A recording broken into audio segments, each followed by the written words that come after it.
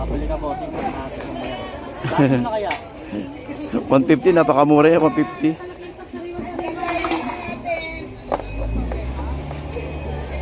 Grabe, ang dami, no? 150, babae, oh. Babae ba yung bakla? Bakla. Ah, bakla. Pero mataba na yun. Oo. Oo. Kasi yung bakla po, pag lumaki yan, babae yan. Habang maliit, bakla pa. Oo, ay, sa bagay totoo, no? Oo. Baka may masabi, kwento. Ano talaga totoo. Ganda, lalaki, oh. Panalo sa 150 yan, buhay na buhay. Okay, so guys, update lang tayo sa binili natin na hipong nahipon tuloy na alimango doon sa may ano kanina sa may tagin to sa may Ubando. Kasi nakarami mga nagtatanong sa atin na kung Kuya Ed kung saan daw ba yung mga murang bilihan ng alimango kasi nagpost tayo nakaraan sa may sa may Dampalit.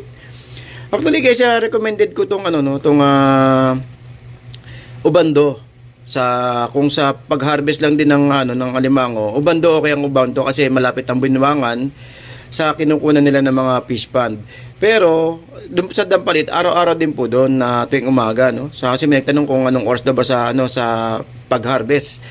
At kasi yung itong huling video po natin is pinakita ko po sa inyo yung pag-harvest ng alimango, no.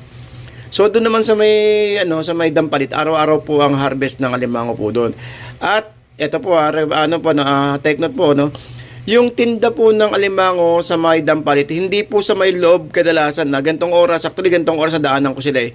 Doon po sa may bago pumasok ng Dampalit, meron pong simbahan po doon. Nandun po sila nakahilera yung mga nagtitinda ng alimango. Kasi alam naman natin na Monday